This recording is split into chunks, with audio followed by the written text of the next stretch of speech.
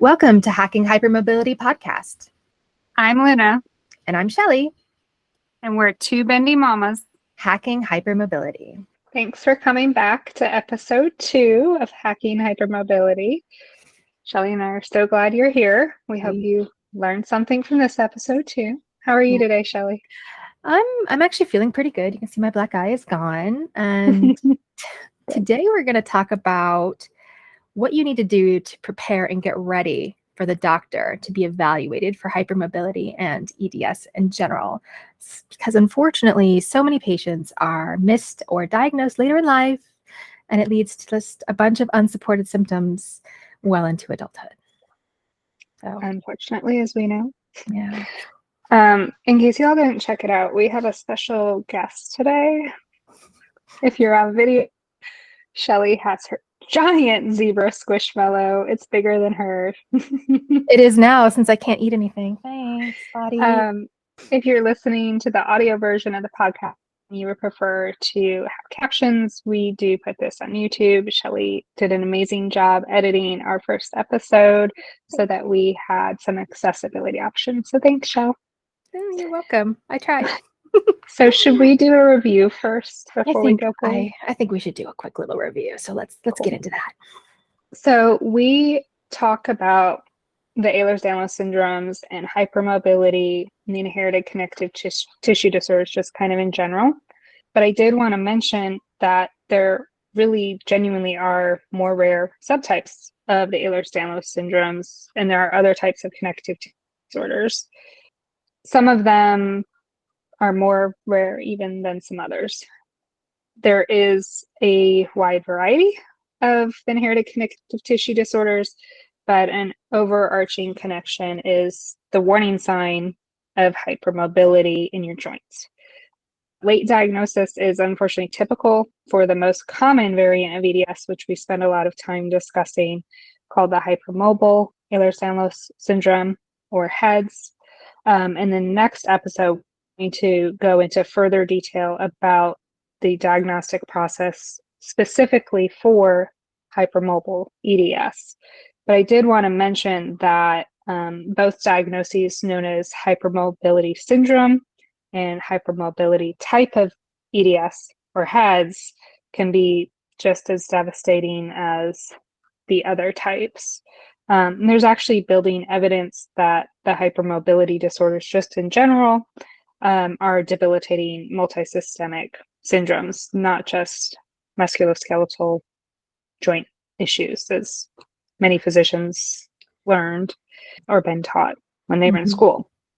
There's also a shift in thinking about hypermobility disorders to really be more of a spectrum of medical conditions. And then another shift in understanding is that HEDS and HSD are just not as rare as the medical statistics currently available shows. Instead, they're just less diagnosed. So as we discuss these things further, I wanted to mention that the information that we share is referenced for you to come back to in our show notes for you and on the blog on our website, hackinghypermobility.com. Yeah. We also share a lot from our own personal experience, so a little bit different than yours. So we try to combine that with what we call evidence-based resources, so including medical research, the medical studies, the medical articles, the books, that sort of things that have been published by these smart people studying these disorders. So we'll include certain highlights in the show notes like we've done before, but we also have like a large list of resources for you. We'll put it on the website in the blog if you're interested in nerdy things like particular medical publication citations, that sort of thing. Yeah, and we also have some helpful books and websites that are geared more towards the patient, like a general patient who doesn't have that in-depth hyper focus into all of the nerdy stuff like we do. And so this isn't an inclusive list, but we're going to share some ways on how you can get some more information and support. The primary resource that we have been mentioning so far are the Ehlers-Danlos Society, which is ehlers-danlos.com, and then there's Ehlers-Danlos Support UK, and that's the one that's .org, right? The primary resource as a patient is to start there. And I'll mention 2 books that we're going to reference just in this episode, but there are some others. There's even some books written for kids too, by the way. First one is called Disjointed: Navigating the Diagnosis and Management of Hypermobile Ehlers-Danlos Syndrome and Hypermobility Spectrum Disorders by Anne Maitland, and Understanding Hypermobile Ehlers-Danlos Syndrome and Hypermobility Spectrum Disorder by Claire Smith, who also has a really helpful website called Understanding Hypermobile, the same as the book. Okay. I'm not going to say it all over again. And then You're not right now, now, so easy to say. yeah. And right now, Shelley and I are reading a newly published book by a fellow zebra named Christy Calm to do an upcoming book review. Yeah. So there are lots of books out there. We've both read a good deal, so we'll reference some of those as we go forward. Smith's book and website is very helpful. It kind of is a nice summary, and her book is actually kind of written with different perspectives. So there's a perspective for physicians and there's a perspective for patients, which is really helpful. Yeah, that is helpful. Yeah. I need to practice sounding more like a patient, because I go in and I'm like, and then the doctor's like, I'm not talking to you. Mm-mm. Me too. Sorry, I interrupted. So Smith's book has a nice little summary. This is our review. I'm going to just read this summary to you in case you're catching up. So hypermobile Ehlers-Danlos syndrome is now considered the most prevalent type of heritable disorder of connective tissue in the world. And the prevalence for association of generalized joint hypermobility and widespread pain is higher still. You actually find parts of her book for free available to download on the EDS UK website, which is nice to have, by the way. Yeah. And did you know that EDS is like a hot topic right now. And hey, I screwed up the intro. I'm going to talk about this book now. Here's a picture of it. One of the key statements that came out of that book, it says, EDS is a genetic disorder affecting collagen formation and function. It affects virtually every organ system, which can result in significant morbidity and mortality. Complications of this disease include arterial rupture, organ rupture, joint dislocation, chronic pain and fatigue, and many others. Long list. And then a recent article from the Journal of American Board of Family Medicine by Dr. Atwell last year says, the patient with hypermobility spectrum disorder, HSD, will often have a range of complaints involving multiple organ systems. Many of these included in the validated questionnaire for hypermobility. In other words, diagnostic criteria. These are often the symptoms that draw the attention of patients and cause them to seek care. These complaints may include manifestations of autonomic dysfunction and other cardiovascular concerns, a wide range of gastrointestinal issues, anxiety, phobic disorders, major depression, headache, and chronic fatigue, among others. When evaluating a patient with such a wide array of complaints, one may wish to focus on the individual concerns that may seem more serious in nature to the provider than those that are most bothersome to the patient. Ironic, I'm battling a migraine right now. That was me last time. Yeah. Every time there's something. Yeah, there's probably going to be. Case in point, every one of us has something going on at most points in the day, and so we're seeking care for the things that are bothering us at the most at the moment. So it may not be your thumb. Yeah. It may be, your headache. It may be your awful periods. Okay. I've heard so far, just in this episode, like HSD, EDS, HEDS, JHS, XYZ, LMNOP. What is, am I back working for the government again? Like what are all these acronyms? Are they all the same? What do they mean? I mean, I know sort of what some of them mean, but you mentioned one I hadn't heard of. So enlighten me, please. It makes it feel a little inaccessible, the letters. Yeah. So don't let all the changing terminology confuse you. So the hypermobility spectrum disorders, HSDs, encompass a large array of connective tissue disorders characterized by joint instability and chronic pain. Okay. So there's different types. Does instability also mean laxity? Because help me understand. Yeah, sort of. Okay. Yeah, sort of. And medically, they're kind of two different things. But what's interesting is the words that we use to describe these conditions keep changing.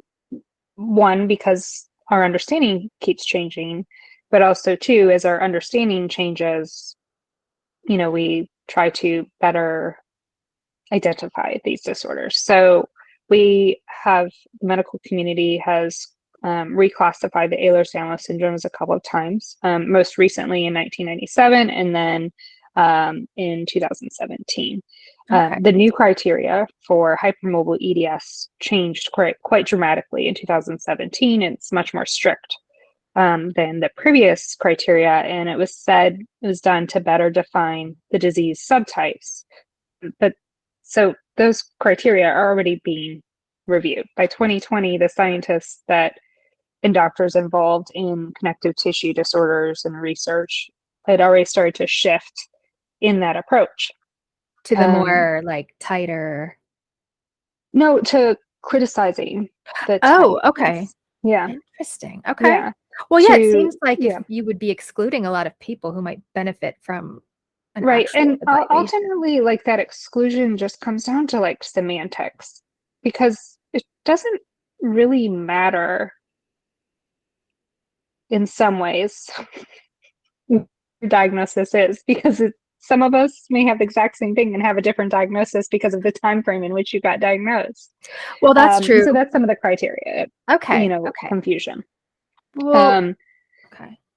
So the Norse lab is at USC here in the States. And they've been studying the candidate HEDS gene, and they published an article in 2020 saying it's now just accepted that benign familial articular hypermobility syndrome and joint hypermobility syndrome are identical to HEDS and no longer thought to represent unique conditions. So there have been lots of terms. We didn't even go over all of them. I'm just going to list some synonyms. Yeah, well, okay. Yeah. So benign joint hypermobility syndrome. All right. It's not very benign. Spoiler alert. EDS, hypermobility type. EDS, type 3. Ehlers-Danlos syndrome, hypermobility type. Didn't we just say that? Oh, no, that's what it's spelled syndrome, out. Oh, my God. Type 3. HEDS, joint hypermobility syndrome. The idea is that we have all these terms, it's confusing patients, and really it's just a spectrum, and maybe they're kind of all the same thing. Okay, so that was my auto cat feeder, if people heard that in the background. Life hacks. Wait, okay, so all of this has clearly resulted in confusion, but that probably just adds to the lack of understanding, right? And then, like you were saying, now they're reviewing and saying we made it too strict, so that sounds like some controversy. What about, like, I actually had to ask my doctor this when I had some exams done. They put diagnostic codes, but they were like 2 different codes and they looked weird, and I could tell they weren't like the same structure. So clearly it's 2 different things. So what is that? And what do the people do who do not meet the criteria for HEDS if they're are they did they lose their diagnosis? Like, how do you, it's so important. Like, yeah, that's a good conversation. That's part of the discussion that's come about from that last round of changes. And honestly, the codes that are in the medical systems in the United States, they come from the Centers for Medicare and Medicaid, the CMS program. Okay. It's called an ICD-10 code, and it's a big software package that goes into the electronic health system, programs. So that's like when you get like a lab order and all those numbers, or you get a job in medical transcription. That's what it is? Yeah. I've always wondered what that was. I could tell you all about that, but I'm not going to. But interestingly, those aren't updated all the time. Oh, is it like a DSM situation, like where they take all this time? Exactly. Well, so no wonder stuff's outdated because of the review time. So my chart has like 3 different things depending on which doctor put it in, because they can't put my exact diagnosis code doesn't even, like, it doesn't have a code. Well, the other day at the neurologist, he said to me, well, since you have fibromyalgia, and I was like, I have fibromyalgia? Like, I was like, I've been I was like, when did I get first heard for me? And he's like, well, yeah, with all of your like muscular myofascial, blah, blah, blah, blah, blah. He's like, of course it is that. And I was like, oh, well, that's news to me. Cool. Of course. All right. Yeah. So there's controversy in the term of fibromyalgia too. Anyhow. But identifying which type of hypermobility disorder, inherited disorder you have is still in guiding appropriate care health risk, because you really do need to be seen by a provider that can distinguish the different types. So no matter the designation, a hypermobile human has likely been seeking medical care for all sorts of complaints and problems and has been struggling to find answers for a while. If you've found our podcast, I'm assuming that you've become aware that being bendy might be behind some of your other struggles, right? Yeah. So I feel like, you know, I don't know if anyone else has experienced this. When I found out I was pregnant, all of a sudden I saw pregnant people everywhere. Right.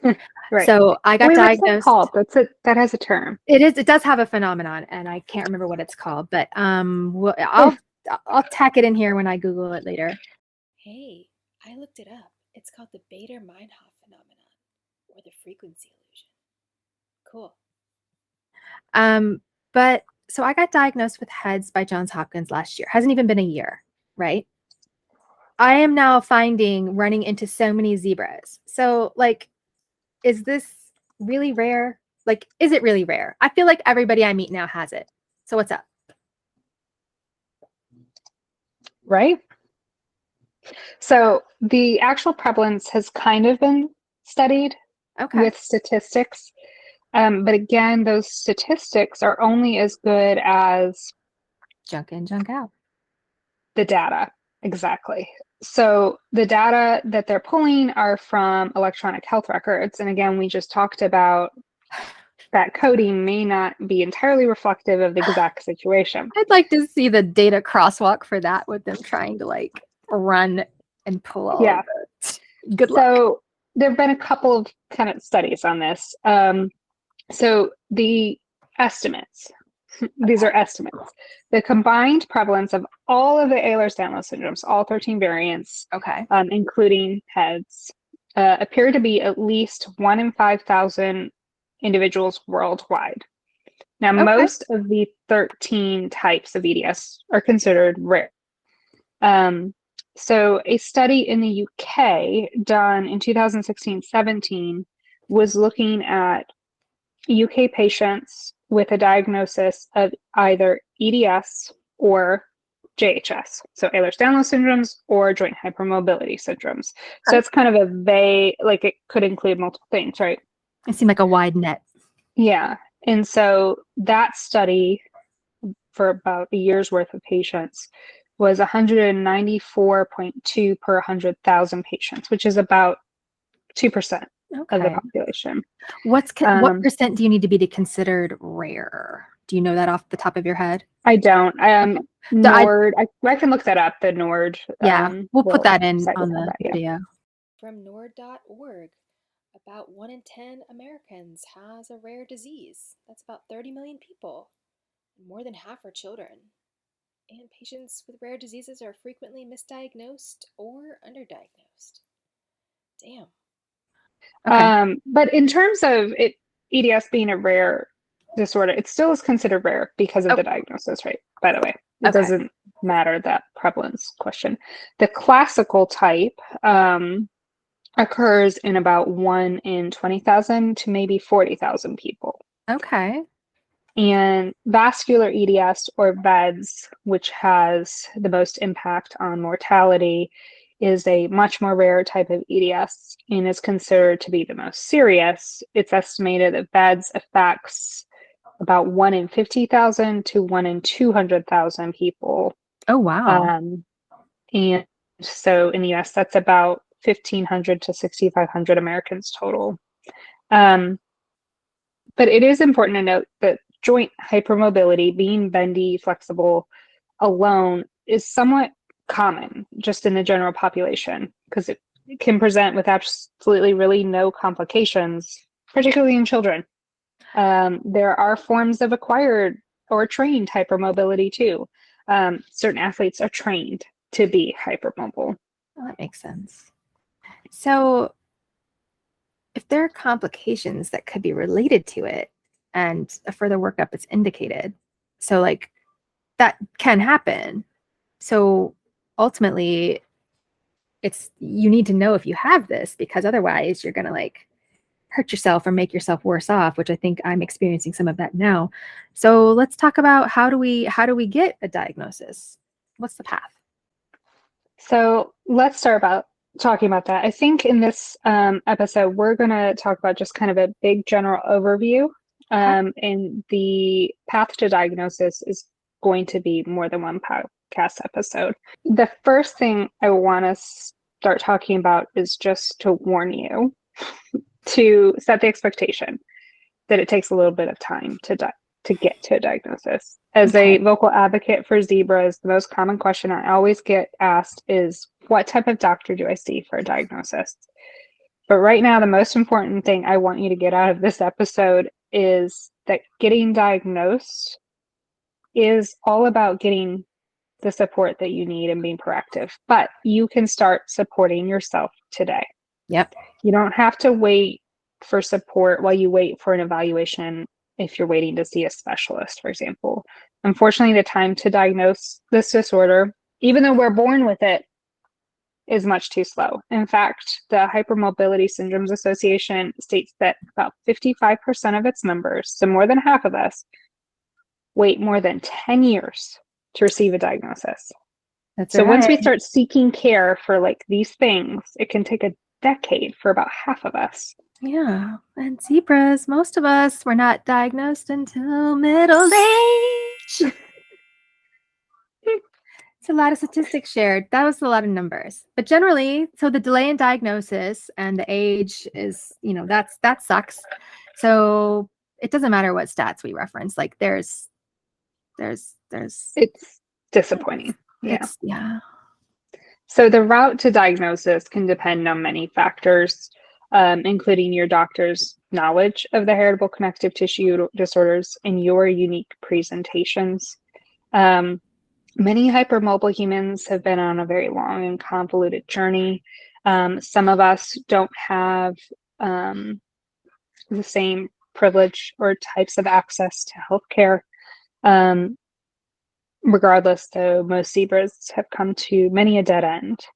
And when hypermobility is finally kind of questioned as maybe a cause of all your health issues, it's often with the help of a very special doctor named Dr. Google, because we just start seeking answers on our own because we know something is going on. It's bigger than just this one thing, because there's 10 one things.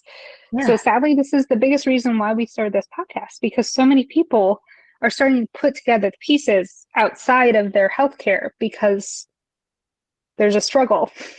There's just pretty poor awareness of the condition among medical professionals. So that means it can go undiagnosed or unrecognized, even if you're seeking care for something.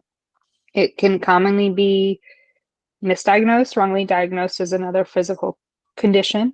It's not uncommon that you be dismissed or just referred to another specialist or referred to just psychological management. Yeah. It's not uncommon for us to have attended many medical appointments, rounds and rounds of physical therapy before the possibility of hypermobility is even mentioned and considered by somebody treating us. And many of us are having to advocate for ourselves and say, hey, I think this is a problem, and struggling to find help in the medical field to, get diagnosed, get supported. And it's not just for ourselves. A lot of us that have families are struggling to have our children be evaluated as well. So from conversations with others, just anecdotally amongst the community, a lot of us have experienced medical gaslighting, being dismissed. And what's kind of frustrating is the signs and symptoms in an individual with HEDS and HSD can vary very profoundly, not only between individuals, but between families and even between our own selves within our lifetimes.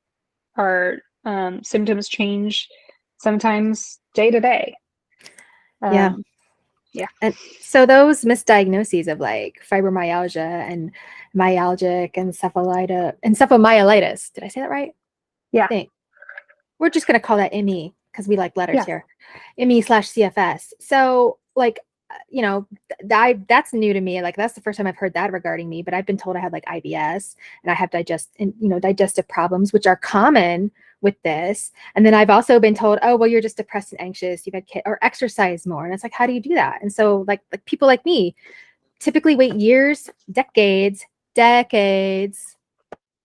if you get it, and that's if you get one at all. So that's why we're doing this. We we have diagnoses now, but we know there are so many more of you out there. So how do you get diagnosed? Like what do they actually do? So the diagnostic pathway differs according to the type of EDS suspected.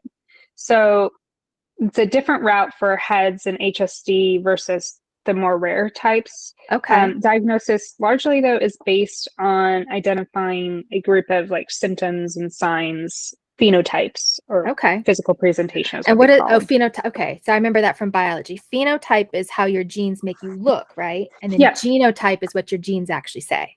Yes. Gotcha. Okay, so and the phenotypes vary even among genotypes. Fantastic. There's your biology 101.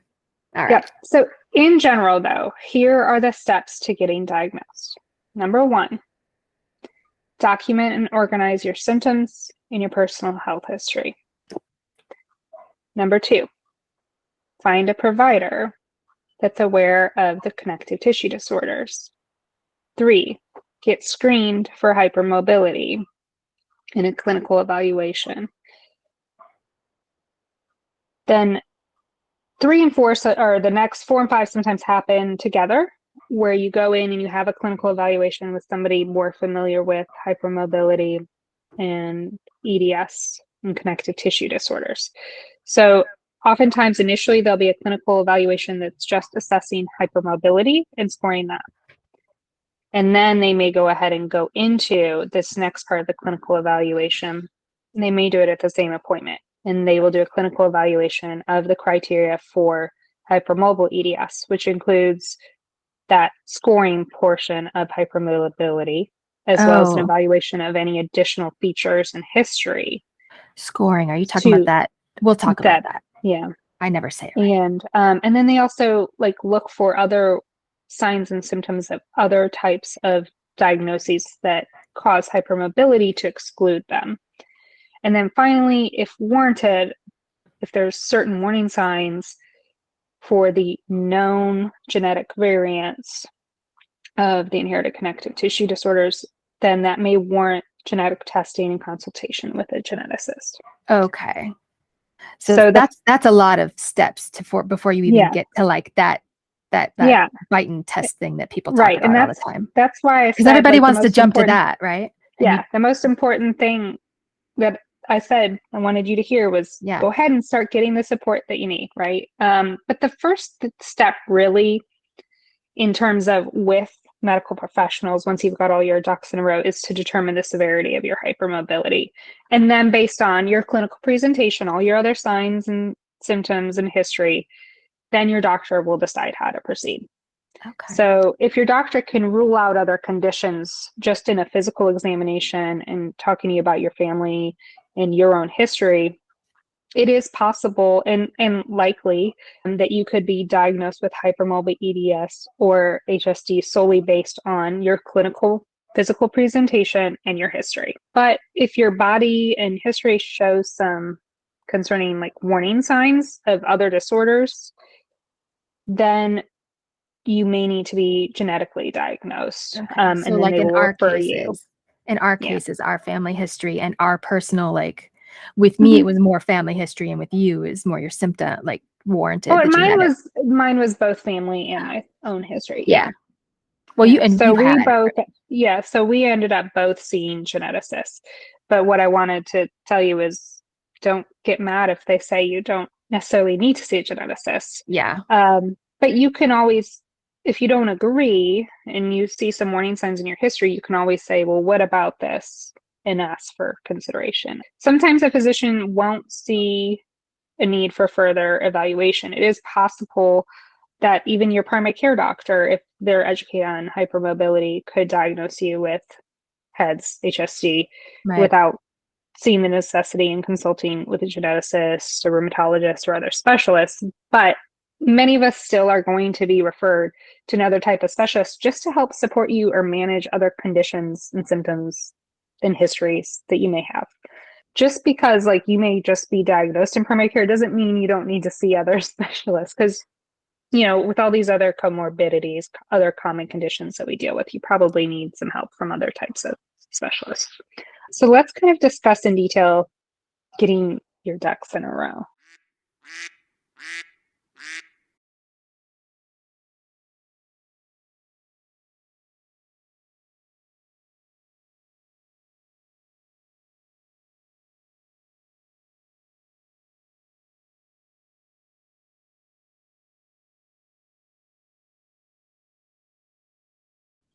So meta.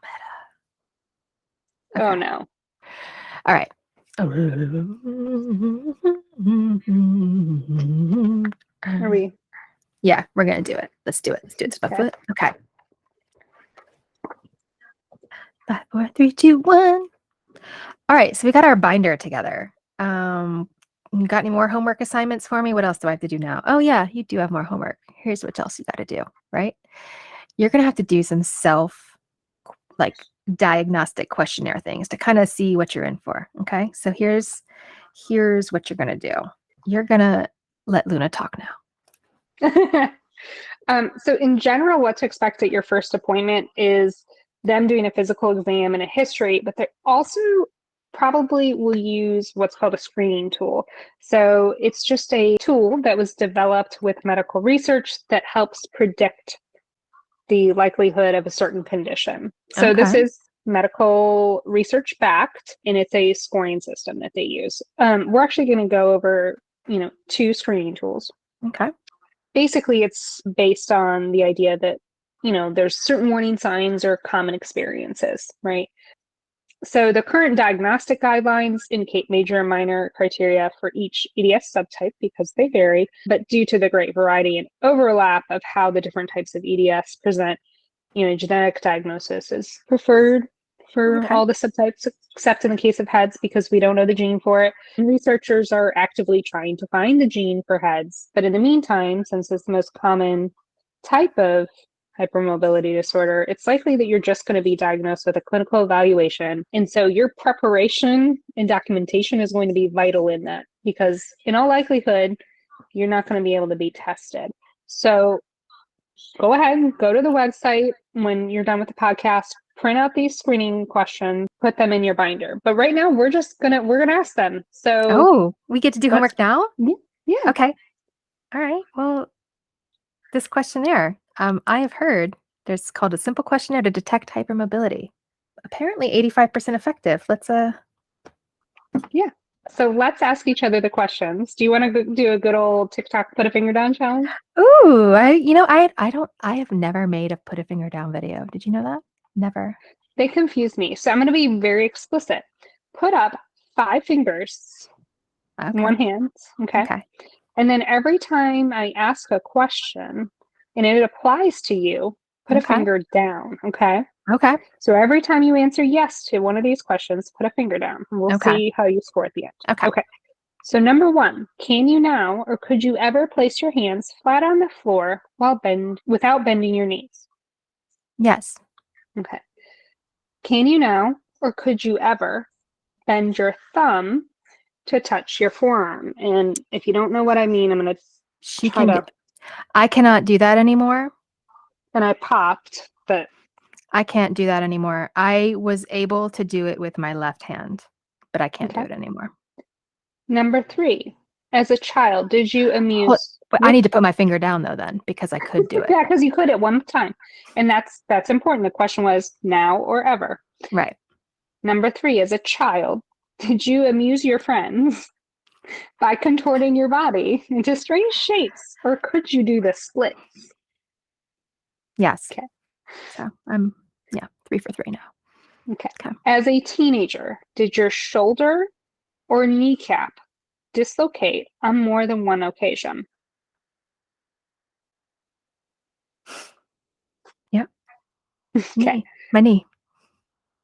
Number 5, do you consider yourself, quote, double jointed?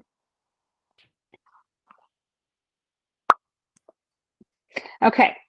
If you have 2 or more fingers down, Oh, it's only 2? you might have generalized hypermobility. Shelley, how many fingers did you have left? I had no fingers left. All gone. Yeah, Hey. sure. Hand is gone.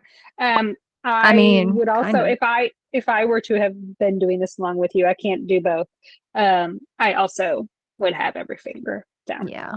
Okay, So all my that's fingers are down. 85% accurate that you have some sort of hypermobility issue. Okay. So there's another list too. I'm gonna let Shelley ask all these questions. Yeah, I'm gonna ask these questions, and there's no hands involved with this that I can tell, but you're gonna answer you're gonna answer the questions, and I'll just nod. But this is more about you since I got to do the hand thing. Okay. All right. Do your joints feel like they pop or slip in and out? All the time. All the time. Okay. That's a no for me. Do you easily injure yourself? Yes. 100%. I don't even know how sometimes. Yeah. One of my husband's nicknames for me, and he does say it with love and care, is Captain Concussion. Anyway. Okay. Number 3. Do you bruise easily, scar easily, have stretched scars, or varicose veins? I do not. You don't have stretched scars. Okay. I think some of mine are stretched. I'm going to do pictures later, but okay. But so when I answered that, I did not think I had any interesting scars. However, I've been told I do. So they're just not atrophic. Oh, I had one that kind of weirdly. slowly, like I had a chunk taken out of my shoulder that they thought was whatever. And like when it healed, it raised up and was like this bump. And I actually was very self-conscious of it. It was keloid, and it looked, what I didn't like about it was the location. It looked like a big back zit is what it looked like. A big what? A big back zit. Oh. Like it looked so like yeah. Obviously and so and so like I was self-conscious about it because I didn't want people to think I had back knee, which whatever, like who cares about that? Like that's the type of stupid shit I was concerned about like back in the day. And now I'm like, exactly. It's always, and now I'm like, fuck y'all, look at my cellulite. I got under eye bags. Yes, I walk weird. Come at me, but don't really come at me because you're gonna make me fall. So yeah. So okay, so bruising, veins. So you didn't think that was significant. And there's probably a few reasons for that. Either people around you had the same things. It didn't look abnormal to me. Exactly. My context was different. Yeah. Well, and because it's genetic. So next. This one's interesting. Do you experience a lot of acid regurgitation or fullness or nausea, abdominal pain, bloating, constipation, or like feeling sluggish? So sluggish, that's like, oh, I ate, got to take a nap now. No, it's like your bowels are moving slowly. Like so bowel sluggishness. Okay, so you got some yeses in that one? Yep. Yeah, same. And it has varied over time. At one point in my life, it was debilitating. Ooh, that's not good. Okay. I was diagnosed anorexic because I couldn't eat. It was a misdiagnosis. Well, yeah. They're like, oh, you have an eating disorder. I mean, and anyway, yeah. Yeah, we'll talk about that on another episode. All right. So number 5, if you're keeping up with us on your little handy dandy checklist at home. All right. Bladder concerns. Do you have bladder concerns? So many. Okay. So that does include bladder concerns include the following. Ready? Difficulty passing urine, recurrent burning sensation during urination, If you have a prolapse front or back of the bladder, you can sometimes tell. I can tell how my bladder is doing based on, and this is going to sound crazy, how my stream is coming out. Yeah. And I didn't Yeah. realize at the time that was actually a message my body was giving me. But like, so yeah, if you notice the way your stream comes out, that's something you need to And take a note of. we'll do like further episodes that go more into detail into like Yeah. specific body systems and that sort of thing. But for women, a lot of our signs and symptoms are in the lower organs. So Yeah, pelvic pelvic cavity floor. organs, bladder, and the reproductive organs, all that sort of stuff, experience some of these things. Okay, next. All right, we're staying with some body systems that you might not think. Do you experience fast heart rate or feel faint? You might also know that's also called presyncope or syncope. And when you stand up for a long time, do you also feel like you might pass out? Yes, Yeah. and I thought everybody had to take a little time to get themselves back together if they bent Same. over. Same. Yep. All right. Well, I'm sorry, but if you've answered yes to 1 through 6, you're probably going to answer yes to number 7, which is, do you feel anxious or depressed? Yeah. I thought that was just my only problem for years. Yeah. Well, yeah. And then when you really step back and look at it, you're like, well, of course I'm anxious and depressed. Do you like see? I was diagnosed with those as a child, we should point out. With anxiety as a child? Clinically. Yeah. Now I know is autonomic dysfunction. Yeah. And emotional Dysregulation because well of that autism. and just when you're like, when you're constantly like brushed aside, so then the gaslighting, the it builds. invalidation, Okay, so number 8, do you constantly feel tired or unrefreshed after sleep and you can't think clearly or have brain fog? Yes. Yeah. And that I may mean, be the most frustrating, honestly. I'm with you on that. I mean, obviously my answer is yes. If you've listened to this podcast, you know that yes. Yeah. All right, number 9. This is fun. Do you have any vascular problems, eye issues, bowel complications? And that's for you or your family. Actually, it's probably more your family.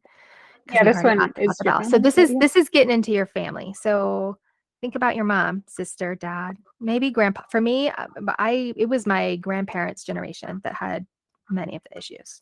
Mm-hmm. So vascular problems. When you say vascular, does that mean stroke or does that mean anything to do with your vascular system? So aneurysm, stroke, any type of organ rupture, perforations, ruptures, bleeding, issues.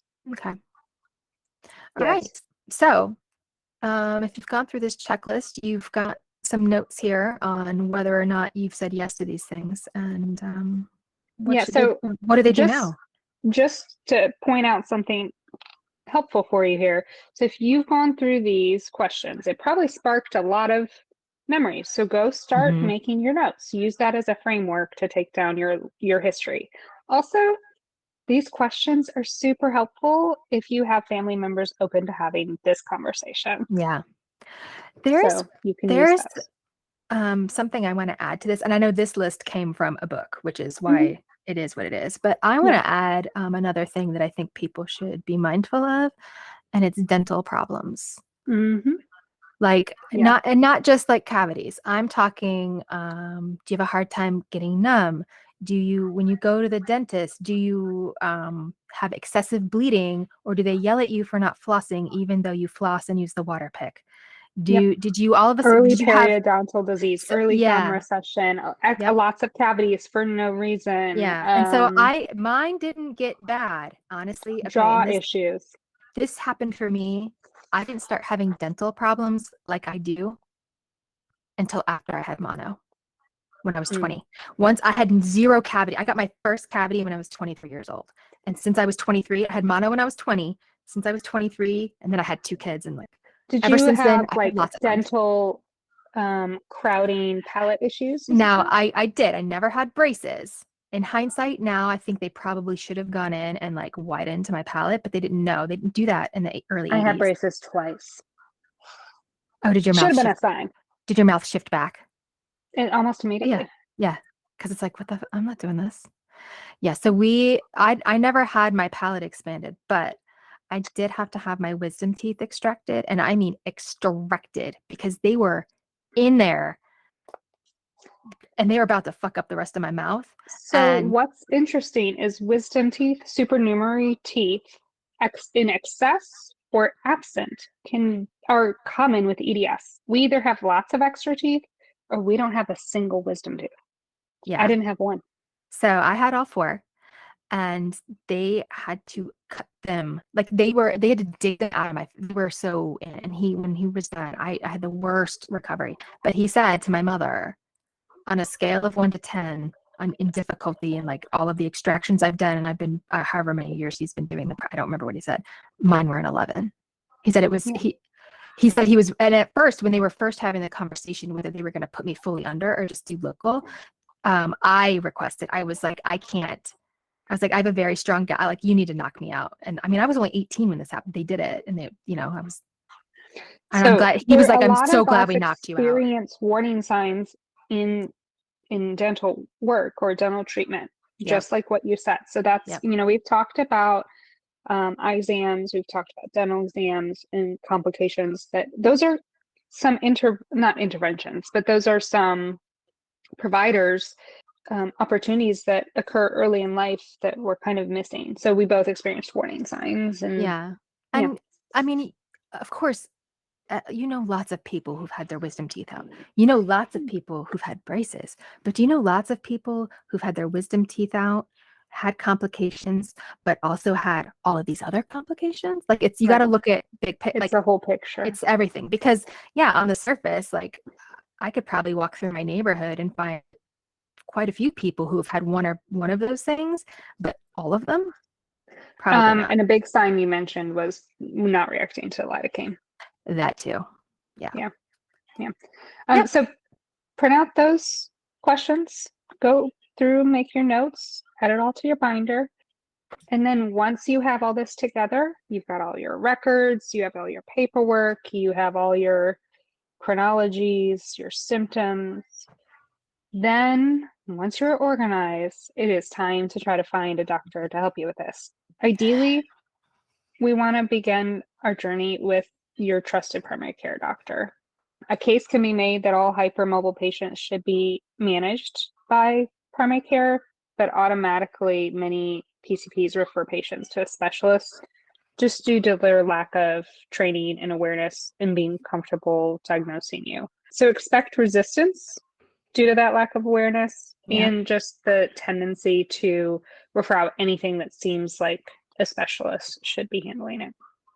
So truly the needs of a zebra, though, should be focused on managing all of the systemic needs, and we need help coordinating all that care. So in my opinion, primary care is the most functional arena to coordinate the complexities of our care, and that's who you should start with, and then in the end, who should help you manage all of your healthcare. So they're like the hub of the... Yeah, exactly. Okay. I mean, that's their role generally in medicine anyhow. That's what they say, yes. Should be. Then, ideally. Ideally. Even if your PCP is not familiar with the diagnostic pathway explicitly and evaluating hypermobility, they can do that. There's easy resources available to them. We'll link them. Many PCPs are willing to learn and help and at least evaluate your level of hypermobility. You just have to ask. We recommend kind of doing some work ahead. So give them a call up your doctor's office, ask to talk to the nurse that works with your primary care doctor, and ask that RN if that doctor is willing or has ever done an initial assessment for hypermobility. And if your PCP is willing to learn a bit to help support you through that journey, there's a great resource it's the UK support sub website. So It is not US based, but it's still a great resource, even if you and your provider are here in the States. They have a whole toolkit. It's for general practitioners in the UK.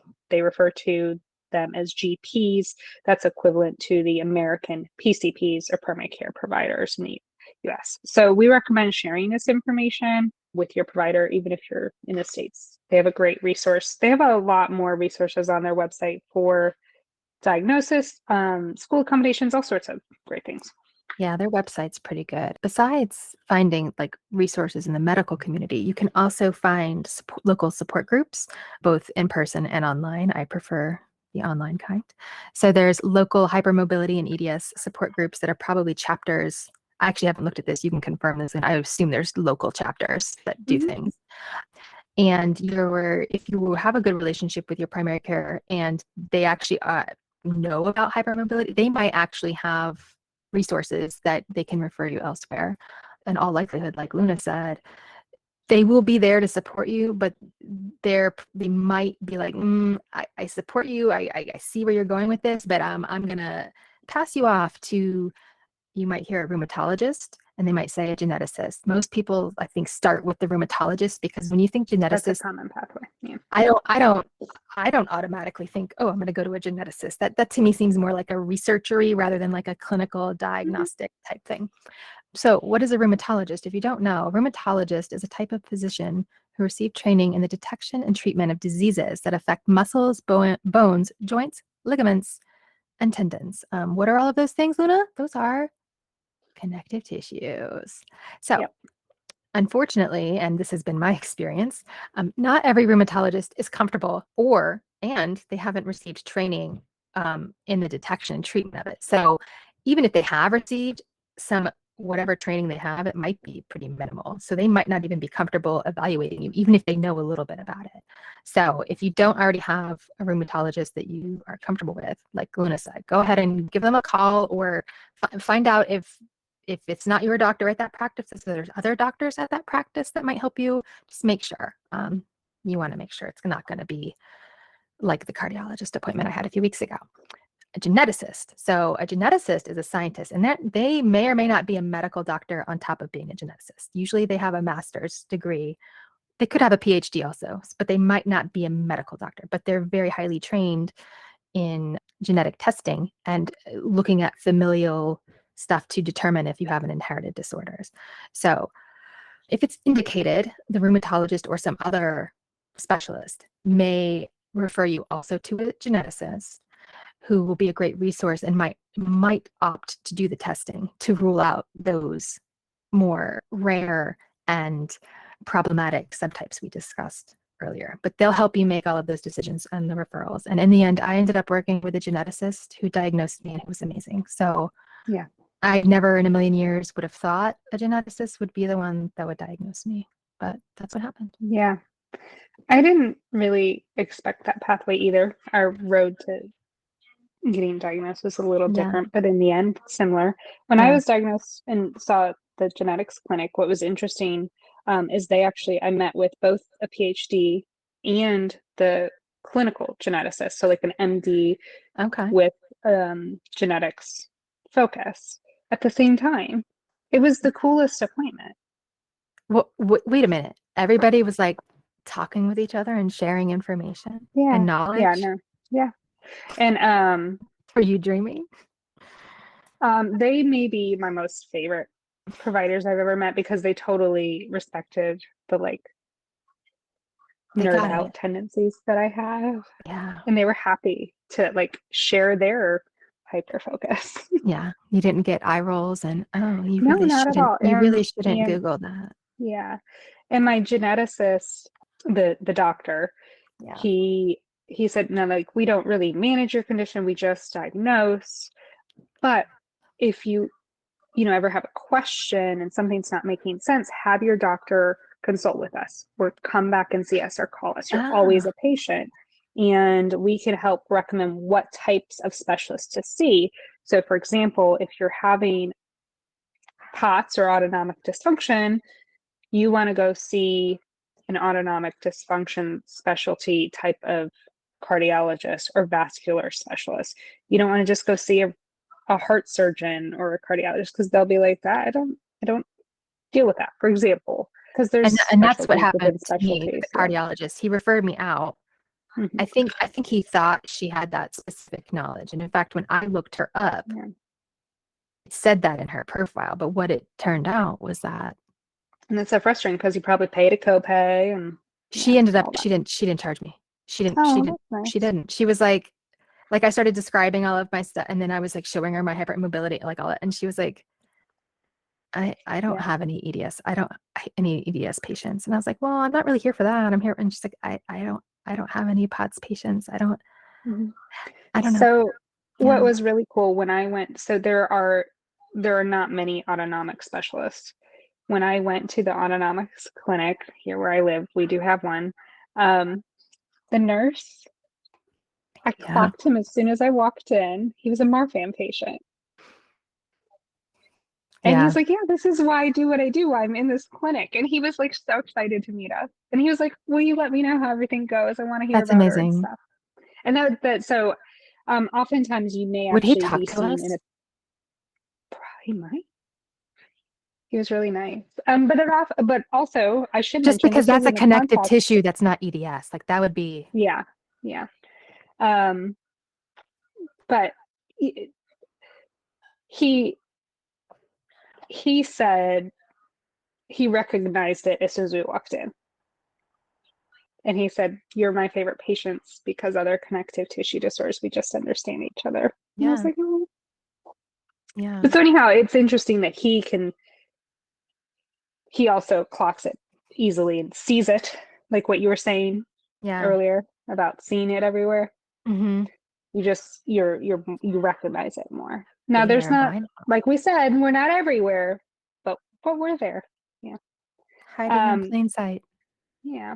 But a Yeah. key point to know is, while you're going through all this, while you're waiting for answers, still seek care. If you're waiting to see a specialist, there might be a wait time, right? Yeah. Seek help with your PCP. They can help you coordinate care. For example, like you may need physical therapy, mental health support, consults for specialists. They can get that going. You don't need a diagnosis to start treating your other Right. issues. Yeah. And that's a great segue into what to do if you have concerns about your child. Who taught you how to do this stuff? You, all right? I learned it by watching you. Okay. So okay, that's the path for me and you, and assuming a grown person who's probably in their middle ages. But we both have children, and it's both apparent, we've got some well, I guess I can say pediatric for one more year until my daughter turns 18 next year, which, oh my God. So now you're like, great, okay, I got me fixed up, sort of, on the path. How do I get my child fixed up? And in general, it's the same steps, right? But children, they might want to wait to diagnose a child until they approach puberty or after, and especially with humans born with uteruses, right? Customarily, it was problematic to diagnose in the past, I've heard, based on what Luna has told me, and I haven't really read a lot about pediatrics, but pre-adolescent children, they might have normal joint hypermobility, but have no health concerns. And I fucked all that up. Blah. You want to start over? Did I fuck that up or not? I don't know. I didn't know you said that. Well, I can work with it then. I can fix it. Okay. Just leave it. We'll just leave it. That was funny. We'll just leave it. I'll do a cool remix. Okay. So yeah, you might have, they like to wait till they're older just to make sure there are other complications, because a lot of kids are bendy. I mean, you've seen kids are floppy. Mm-hmm. And that's by design, because kids are kids and they run into crap. And if they weren't floppy, they'd have way more broken bones than they already get. So yeah, takes a while for all that stuff to develop. Yeah. Brains aren't done until 25 at least. So. Yeah. Now this approach is being examined. There's actually research going on right now on I knew you would know more adolescents. Stuff. It's one of the big studies that was given a grant this year, actually, to investigate adolescents, and EDS. So better practice might be, we're screening for hypermobility regularly in peds before the age of 12, before the usual onset of puberty. Just add it in with But- that eye and ear test at school. Just throw it in Yeah. there. But when there's a family history or an obvious developmental type concern or a comorbidity, we want to be a little more proactive and not necessarily wait for adolescence that to makes sense. complete. Yeah. So recognizing early warning signs provides the best opportunity to be proactive in preserving, our health.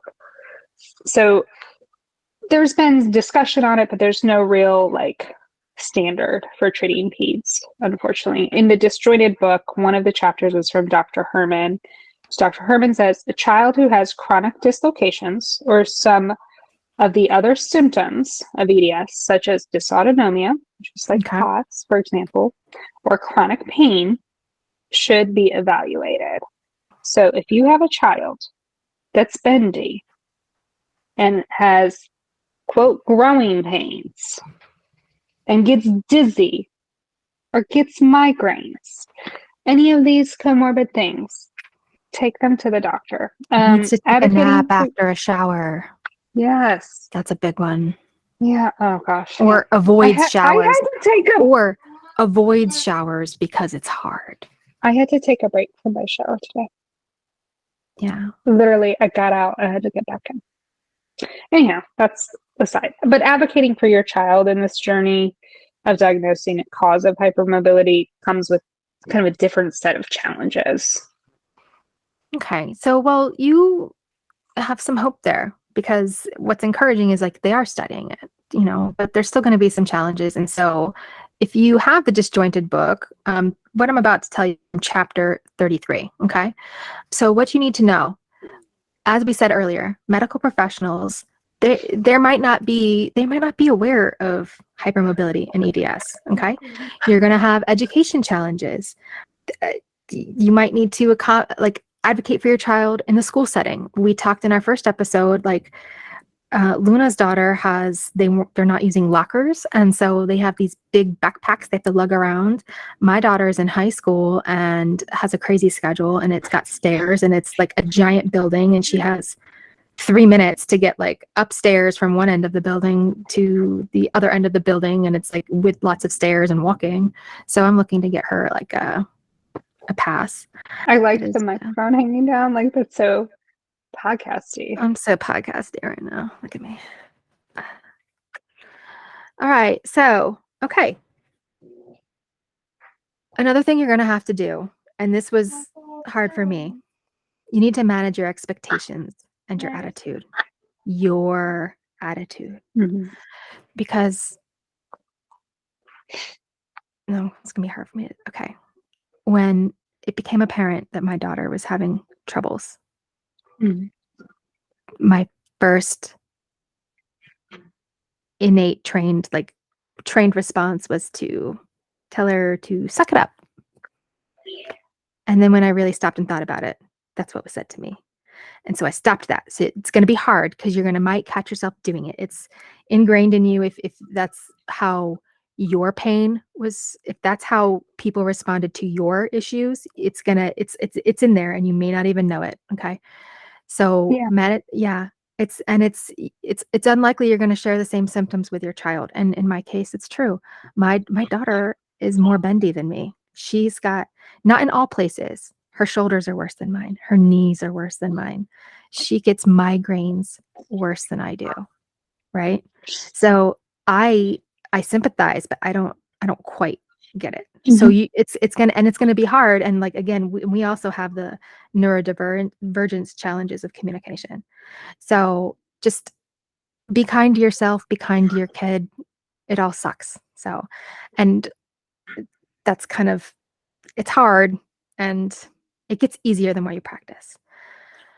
Another thing you're going to have to be concerned with is your family. You might have people in your family who think you're babying your child, who think you're spoiling your child, who think your child is a hypochondriac and that you're a hypochondriac and all of this is made up and your parents did it just fine. And why do you be prepared for that.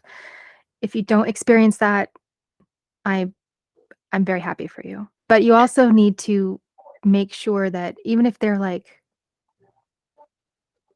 if they're not just be careful what positions you put your child in if they're not Learned that supported. lesson in a very Yeah. hard way recently. Yeah. Yeah. And that same thing applies to extended family too.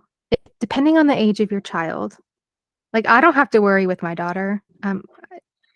Like I kind of want to be my daughter when I grow up. She's much more badass than What I would ever. Carolyn do? Really, she is my cousin's life coach. My cousin, who's only 1 year younger than me, when my daughter was 11, my daughter gave her some advice, and my cousin looked at her and was like, "You're my life coach now. I don't care that you're 11." And My kid is wiser beyond her years in some ways too. yeah. So, but so she's older. So she's gotten better at advocating for herself as she's gotten older. She's very, and I think that's, I'm going to like toot my own horn here. I think that's a little bit because I gave her permission to do that. Give her a safe place. Permission I never had. I mean, like if my mom had called me down to dinner and I was like, "Mom, I just got this raging headache. I'm going to come get it in a little bit because I can't deal with the lights right now." Like that. Never. I can't even imagine forming those words and saying that. I would just be like, "Okay, here's how I'm going to power through X thing I have to go do." Whereas if I okay, let's be honest. I text my daughter that it's dinner time. So if I text her that it's dinner time and I get a text back that's like, F that, my head, or whatever, like she's 17. So like we have our own little lingo. Like my response isn't like, "You disrespectful, blah, blah, blah, like we're going to eat dinner." I'm like, "Oh, that sucks. I've been there." Yeah. Like it's different anyway. So she can have that with me, right? But she knows not to tell Nana to fuck off, right? So we have a conversation about the right way to advocate for yourself depending on the environment. And we have those conversations all the context time. of the person. Yeah, exactly. Yeah. Like be aware of your surroundings, modify and so we've actually practiced a bunch of different little conversations. Can I interrupt? I know you yeah. have like a whole list. Yeah. But I think one of the hardest things in all of this for me and my daughter has been what Shelley just touched on. The lack of support. Yeah, so like it is, in my opinion, I think I've made a few people angry when I've said this, that there's an element of generational trauma in working through this stuff. Yeah. So, you were talking about how you made some choices to parent differently. Yeah. And gave her permission to just be her. Yeah. I wanted to stop and acknowledge that and say how beautiful that was. That's all. Thank you. Yeah. Why are you making me cry? I wasn't trying to. Now it's gonna burn, and then I'm gonna have to get eye drops. Did you? I'm stopping. I'm stopping. Okay. It's good. It's all good. Thank you. No, what she's talking about is our tears burn our face. They hurt. Yeah. So I don't. We suck back tears. It's important to feel things, but we suck back tears because it hurts. Because I don't want to feel the pain of the tears. Yeah. I'm sorry. Feel the emotions. Don't feel the burn. Yeah. Yeah. Whew. Anyway, thank you for that. Feeling the feelings. Right. Thank you for that. All right, back to the list. Okay.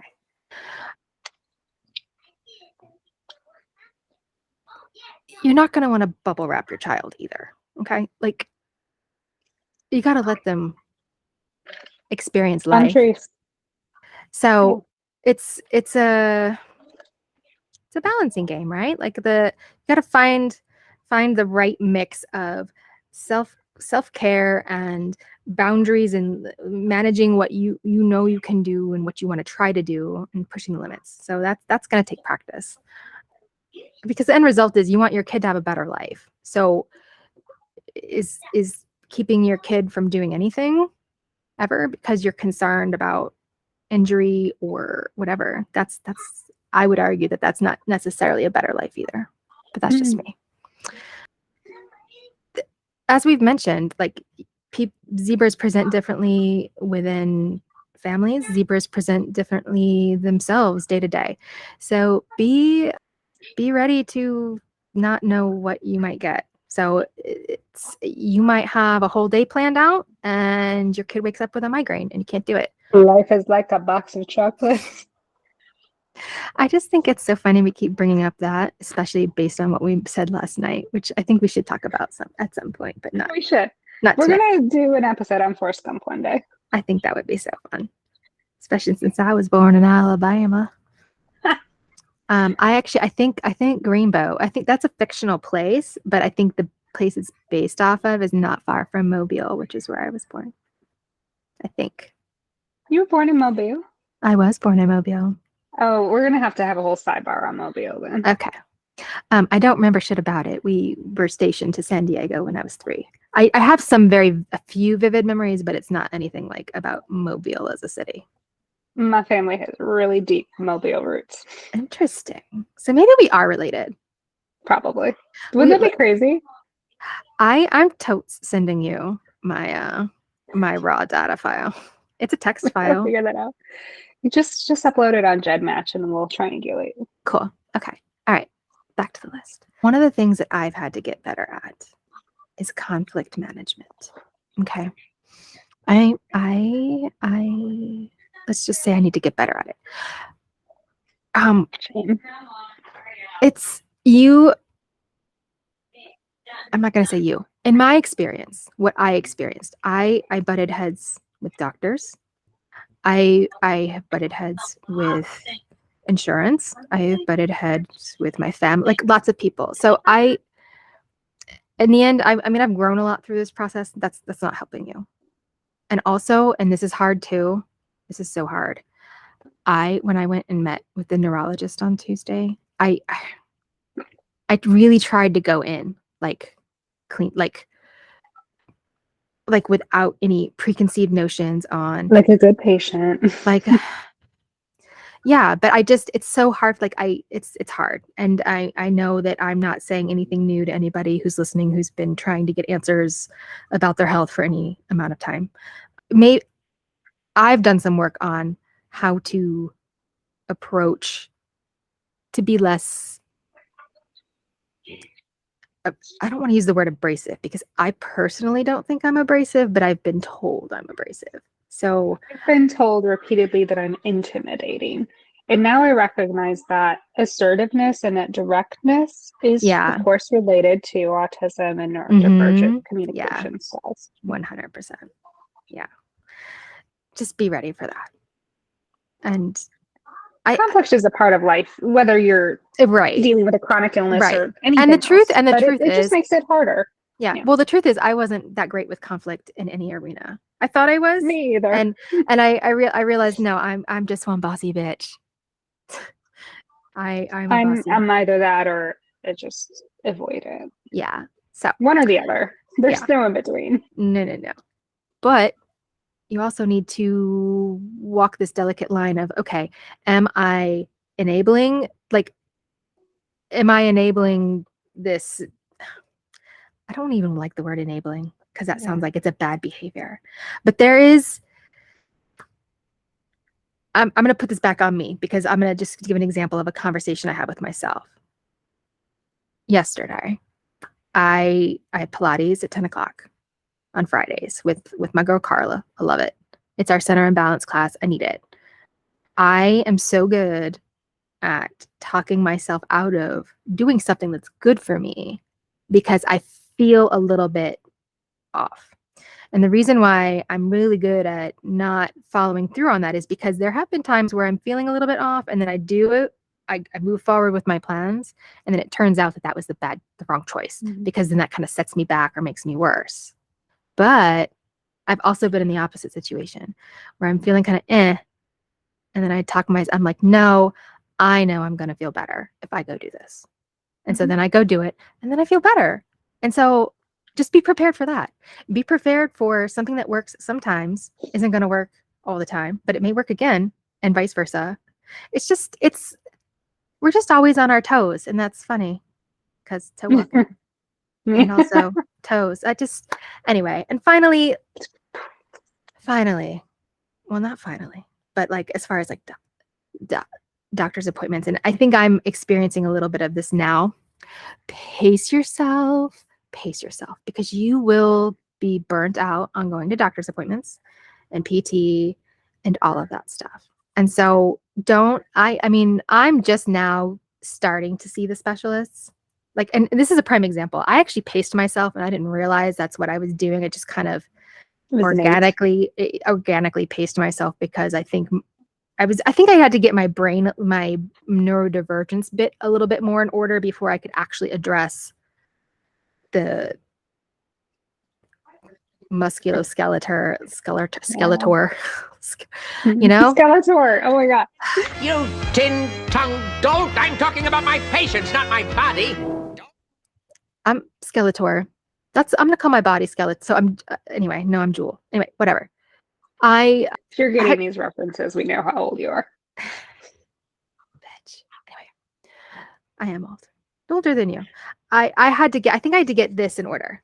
I had to get my brain in order first before I really felt like I could. It's a lot to accept or just manage. It was a lot. Yeah. So like task-wise. So let's see. I got diagnosed in November.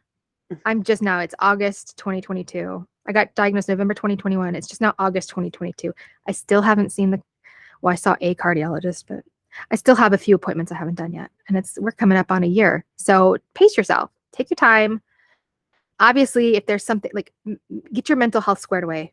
Like if that's a big thing, get that done first, because you are not going to be able to do any of those other things if you're not there for particularly if you're yourself. Struggling with like task, executive functioning, brain fog, anything related to like, ADHD, working memory symptoms. Mm-hmm. Those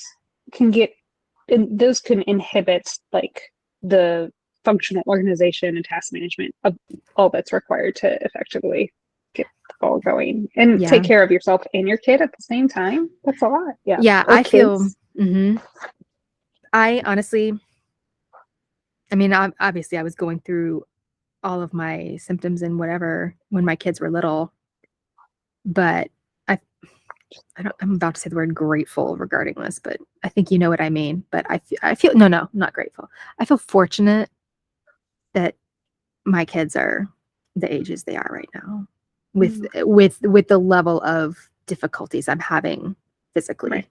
So I'm just ability to take care of themselves. Yeah, and I'm also super grateful and fortunate that my husband is able to work from home still, because now he's like, I'm less afraid during the day. I mean, it's summertime now, so like people are here. My son's here home from school and my daughter's home.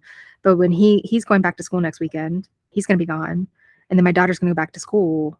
Like if I'm here by myself during the day and I fall, like I feel better knowing that he's here. So on that note, interpersonal relationships are very, very affected by chronic illness and disability, and can be. And especially as I'm finding, if it's a new thing for me. Like I've always been this like independent, stubborn, I don't need your help, I can do everything. I'm not gonna. Yeah. And so that's what we're facing. And actually, after I get a few more of these like diagnostics done, and I could just be dealing with EDS and like it's comorbid friends, or I could be dealing with something a little worse. Yeah.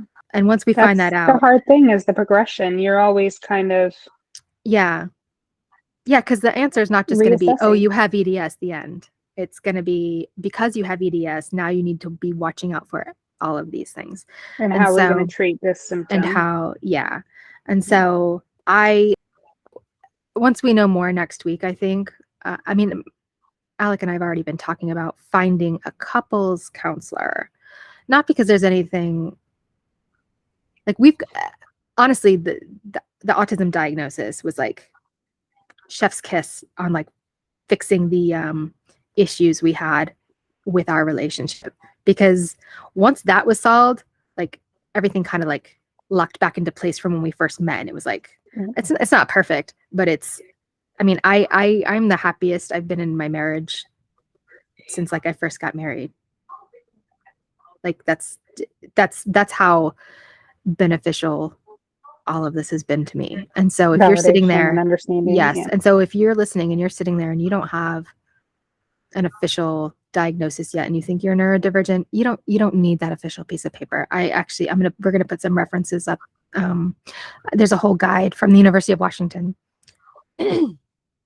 that has information on self-diagnosis and whether even seeking a formal diagnosis is for you. And I'm a little off topic here, but okay. It's a good point. I think it's important because of the Unsupported neurodivergence inhibits taking care of ourselves and our family.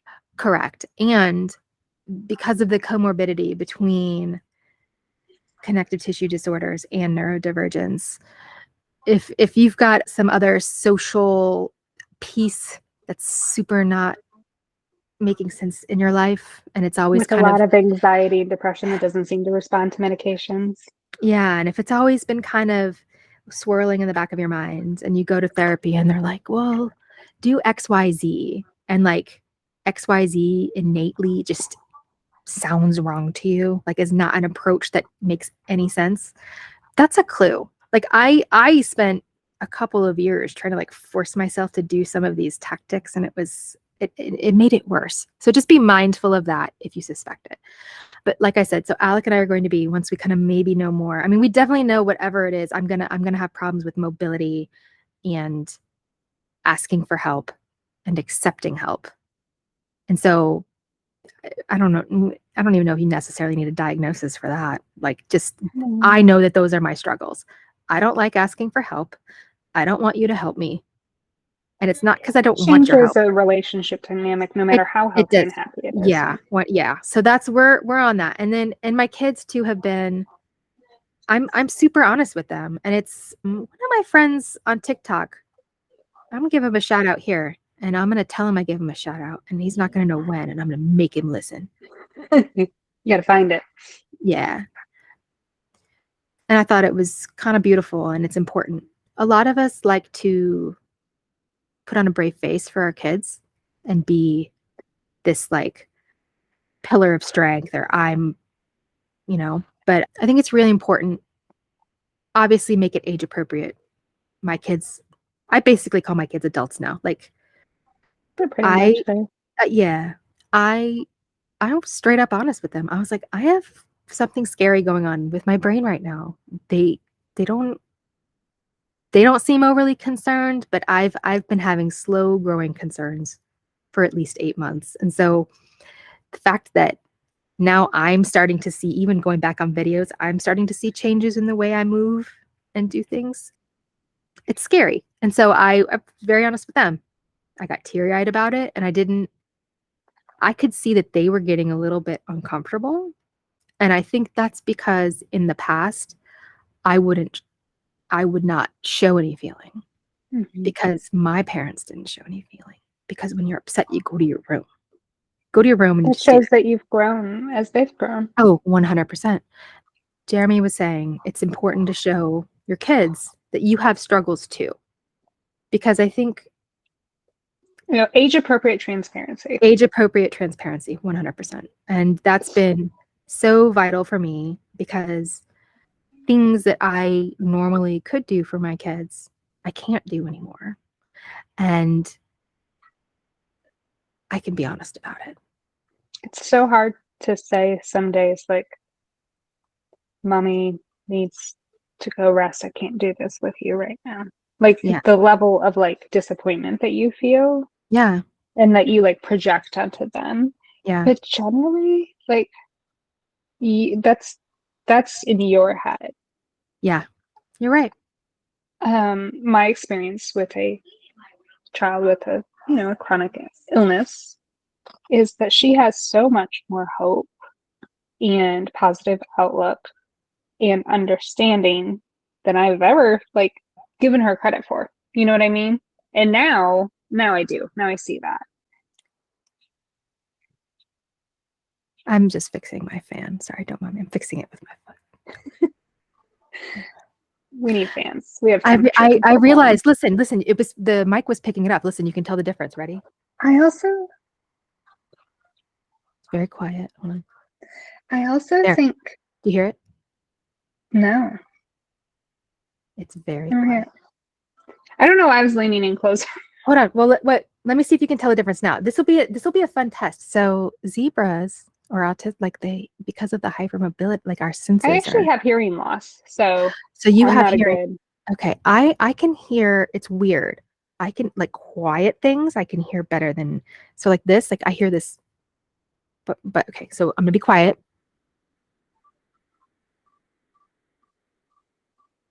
And now it's gone. I heard absolutely nothing. Okay, so this will be an interesting test too. Maybe we'll make Yep. it a little So quiz. I have, which is common in certain connective tissue disorders, and I should be transparent. I have two connective tissue disorders that are known with hearing loss. I have sensorineural hearing loss. So I struggle with higher pitches, and I also have auditory processing delay, which is neurological in its cause. It's related to autism. So it's a brain delay. You can see like I'm talking in a delay trying to explain it. It takes a moment longer for auditory stimulation to process in my brain. For a long time, my parents thought I had the early hearing loss that a lot of people in my family went deaf early. Oh, okay. So they thought I was going deaf. They go test me and they're like, she's fine. Now I actually am just going deaf too. But Yeah. that's unfortunately kind of common in EDS is sensorineural hearing loss. Yeah. I only sometimes am hard of hearing because I have wax problems, which is also common. I've heard. Yeah. Did you know So- that your wax is different texture based on your ethnic origins? I didn't know it was based on ethnic origins. Well, like people with that are of Asian descent Oh, or okay. Native American descent have a different type of earwax. So do you have a wet or flaky earwax? I have the wet, the sticky. Yeah. And yours is the flaky, right? Mm-hmm. Yeah. Just kind of comes out. Crazy. So unless I have like an infection and then I it's a right. problem, but yeah. So anyway, all of that was just to say, it's gonna interpersonal relationships are going to be affected too. Well, I made a TikTok about this last night, but I have auditory processing issues too. But my brain is so far ahead of everything. And so I will sometimes still I'm be going to saying, interrupt you because I know what you're going to say. what am I going to Is say? that what? No, I'm saying that's an example of it. Oh, well, there's that. But also I feel like sometimes I'm like a computer program. Like once you hit go, it's got to complete all of the checks, right? So even if I'm like in the middle of talking and you answer me and I know it, I hear it, I'm going to still be like, blah, blah, blah, blah, blah, blah, like I'm saying on this track. I until cannot get like off this track. until it repeats, and they'll be like, well, you didn't have to keep talking. And I'm see, and that'll cause a fight, right? So the they would be like, weird dialogue back and forth. We don't right. follow neurotypical communication patterns. Yeah. Right. And so like that used to be a source of tension. Like it would be like, I just still have that problem. Yeah. And so but I catch myself doing it too. Like, but now that we've gotten awareness, it's getting better. It's like It does. Once you're aware of it, it answers like some of those questions you have within yourself of like, why am I being perceived this way? Because it does not align with intention. Correct. Right. Yeah. Anyhow, for neurodivergent concerns or bendy concerns, diagnosing children has its own set of difficulties and challenges in managing it. But diagnosing children in general with a hypermobility type of disorder, connective tissue issue is just difficult because their skeletal system is not fully finished developing. And it can be difficult for clinicians to spot the warning signs, especially if they're not screening or asking questions, doing different types of exams. So they may struggle to see, well, is this child just excessively, bendy Yeah. in comparison to other children, and is it a problem? It's unlikely that a child is given a formal diagnosis of HSD or HEDS until a child reaches their teens or even adulthood. Even if it's identified, it's just unlikely that diagnosis becomes formal until a more clear history and progression is established. In the meantime, if a child is struggling with pain or other problems, your child's pediatrician or primary care provider can refer you to a specialist to help manage and support any of the symptoms that need care. So, like, a lot of kids and teens may need help with physiotherapy, regular PT, OT, podiatry, occupational therapy, mental health, being evaluated for a neurodevelopmental disorder, as in, Expensive. yeah, all this. Oh, yeah, it is expensive. Yes. I'm doing the math of copays and all that in my head. Oh my God. If I told you how much I spent last year in healthcare, I would believe it. And I know I am it's a huge poor number. because of my Yeah. healthcare costs. Yes. Oh, It's financially debilitating as an American to have a chronic illness and then have a child have a chronic illness. yeah. Besides the financial and medical concerns, additional support and accommodations, like we've mentioned, in your child's school would be needed, and your primary care doctor can help you with that. There's official forms and paperwork to be done. And I do recommend, I went through that process last year with Evelyn before she went into middle school. I recommend, if your child is undergoing the process of a diagnosis or you're exploring that in process at these ages of transition, I would encourage you in the United States to go ahead and work on accommodations such as IEPs and 504 plans before they go into middle school. Evelyn didn't even yet have the EDS diagnosis, and they did that for hypermobility syndrome and migraine because Nice. she was, they were practically applying her rights and giving her accommodations in elementary school, and we didn't have much resistance. They were actually really supportive and really great and helpful Oh, that's great. towards her. But in middle school, things change. Yeah. So it's nice to have those things in place. And, kids present with different symptoms. A lot of them present with, we talked about the GI symptoms, abdominal pain, growing pains. So they may be a little more vague in symptoms before like clear issues develop. And we talked about, go ahead and get yourself the mental health support that you need. But I think my perception is that a lot of us did not get early intervention and support with neurodivergence and mental health that was, or if we did, maybe it wasn't perfect because it wasn't It was the wrong informed in terms of, diagnosis. yeah, it wasn't informed in terms of the full picture.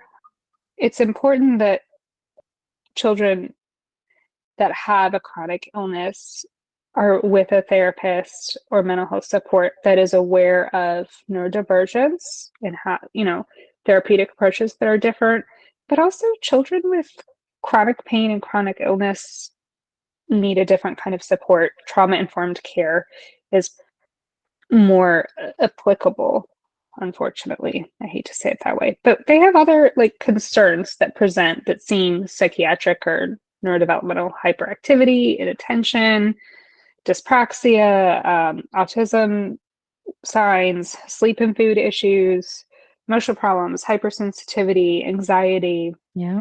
emotional dysregulation type things. But earlier identification will help, with earlier, I want to say intervention, but not that connotation that's negative. I know what but you mean. support. So But it I'll can give an prevent example. progression. Yeah. Well, here's an example. And this isn't regarding joint, hypermobility.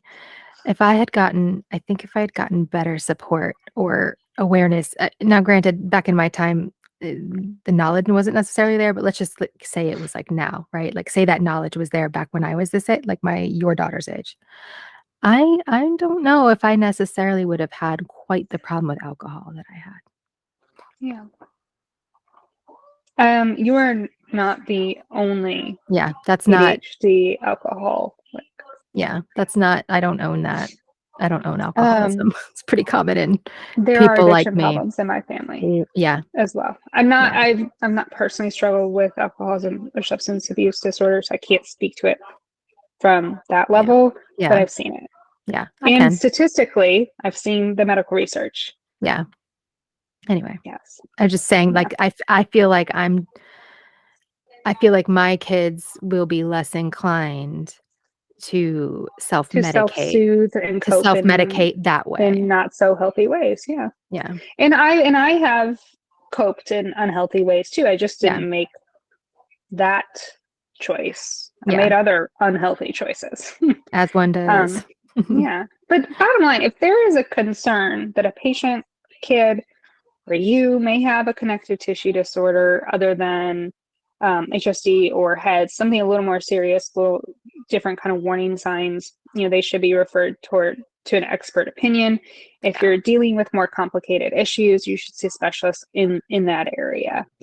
Further assessment may include things like vascular imaging, ophthalmologic treatment reviews, genetic testing.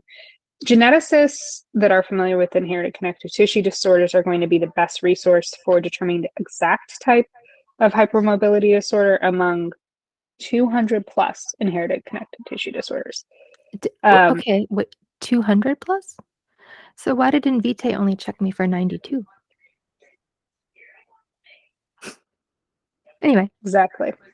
Plot thickens. But the field of genetics and these disorders is rapidly changing. We don't understand. Every day is different. Modern medicine does not fully understand this.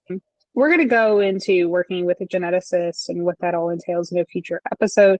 But we wanted to point out that even children might be referred to a geneticist if a primary care doctor or rheumatologist sees the need. My daughter has a geneticist. The genetics of connective tissue disorders is, a changing field. You may not even get full answers, and your answers may change because, there's always research happening, and that's a great thing. Well, yeah. I mean, I wouldn't want it to stay static. Like, if it stays static, that means they're not looking at it anymore. Right. So that's good news. They are looking at it. Good news. Well, let's take a little zebra news break.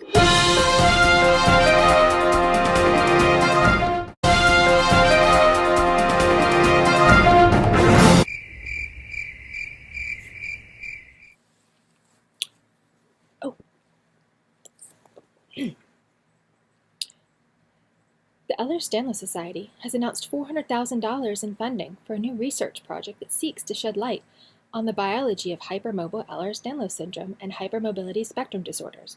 This project is prioritized as gap research, part of the Society's efforts to investigate biological causes of the disorder. In addition to global analyses of blood proteins, the upcoming study also will assess patients' genetics. Specifically, it involves whole genome sequencing, which, as the name implies, involves determining the exact sequence of a person's entire genetic code. Participants will also undergo epigenetic analysis, looking at how the DNA is packaged or marked within each individual's cells. Different epigenetic patterns are often tied to differences in the activity of the genes and might feasibly be involved in causing HEDS and/or HSD. According to the Society, this will be the first study to ever look at epigenetic markings of DNA in people with either diagnosis. This project will be in collaboration between several expert teams from many distinguished institutions, including the University of South Carolina, Indiana University, MIT, and Harvard. Back to you.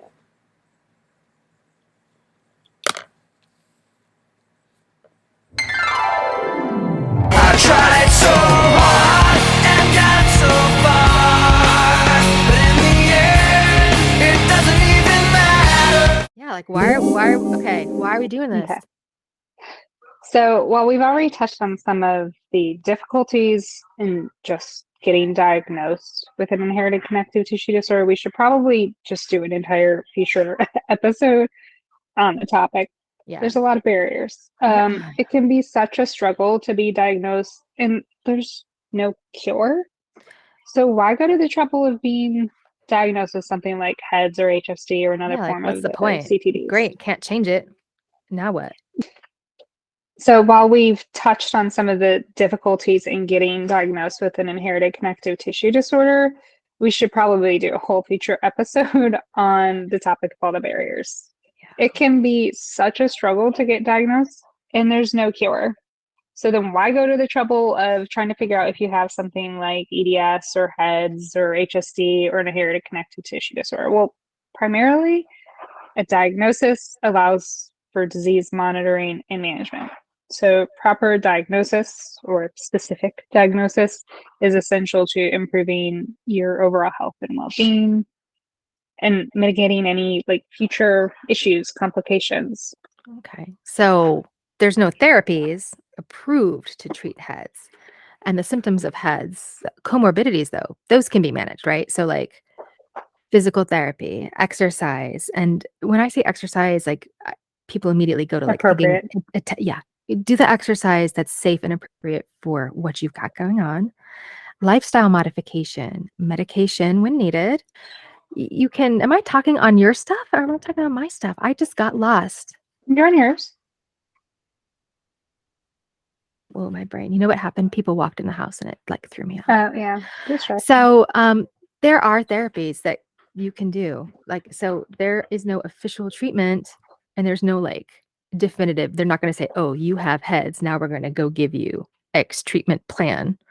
There are obviously treatments that can help your symptoms and you can manage your comorbidities. And that's physical therapy, appropriate exercise for your level of fitness and health, lifestyle modifications like diet, medications when needed, and surgical interventions if necessary. And it's important that your doctors know about this diagnosis because it can affect the way they approach your care regarding medications. Like I know there's medications that my body does not process. As far as surgeries, certain anesthesias don't work on some topicals. I have trouble with topicals, right? The earlier you can intervene and the more proactively you can approach your health, and that gives you a better chance of having a great quality of life. And for many of us, that's the condition's like bigger than us, right? So like we're just gonna do what we can. So yeah. And since the Ehlers-Danlos syndromes and inherited connective tissue disorders are genetic, that means they're passed on from parent to child. Not every child, it depends on the inheritance pattern. In different ways, it's passed on depending on the type of disorder in question. But a specific diagnosis will give you the information to help guide proper management of not only your own self, your own health, but potentially children as well, about the chances of passing on the condition in a family and about prognosis, like what to expect in the future. So diagnosis, bottom line, guides proper management and support of the syndromes, which includes learning to maybe avoid activities, approach activities differently, different medications or therapies that could even be harmful or risky. And if given the chance to manage our conditions appropriately, there may be a chance to, mitigate or delay long-term disability and progression and worsening pain and issues that occur with EDS. An EDS diagnosis may also help your doctors in identifying the cause of some of your other problems and managing them more appropriately. Another key component of getting a diagnosis is the support and social aspects. So like the hesitation to put a label on a disability never seems to outweigh, in my opinion, the benefits that a label can give you in terms of support. So once you have the words and a framework for understanding your health identity, you can explain it to people who not only are, around you in your life, but it will help them understand you better and allow you to get the vital accommodations that you may need for things like school and work. right. And so you might make a face at labels, but the label is important. And don't, for me, this is me speaking as me. I don't want to use the term differently abled or I have these challenges. No, I'm disabled. I have a disability. Does not make me less than. It's just a descriptor, right? I have some disabilities when it comes to mobility and emotional regulation. So labeling it, using that vocabulary has allowed me to come to terms with the psychological and mental aspects of having it. Well, now it's named but before. And actually, I wasn't able to call myself disabled until I had a name. Right. And it didn't feel valid. it did not feel valid. And even though it's valid, I still feel like it's invalid because that's how I've, you internalize it for so long. Yeah. So it's a long, long, long journey. I'm just at the beginning of it. I personally think I have a pretty good attitude toward it. I think you do too. Thanks. But for me, it's like, I've spent so much of my life stressed out about questions and whatever. I don't know. For me now, it's like I feel like I have enough answers now that I'm okay with a little bit of unknown. Like I feel like I have enough information now to handle whatever else gets thrown at me, and that's Mhm. fine. So that's been important for helping me like conserve my time and energy because that's what I run low on a lot, right? And so if Right. I'm trying to manage that, I don't know. Basically, it's this path that all of us are on. It's long and hard, but if you have a better understanding and you accept what's in front of you, you have to accept it. It's in front of you. It's there. Once you do that, you can redirect towards your personal growth and allow you to get the support you need. Because I think if you're not honest about what you need, you're not going to get support because you're not going to ask for it. Even if you're not the type of person to ask for it, even if you're not, yeah, you know where I'm going with that. Yeah. So once you have the answers and the validation and you can start to heal the medical trauma that comes along with this, because it does, that sense of relief is, the relief comes, but then the understanding, and then you can put it all back together, and then that helps you move forward. And so you're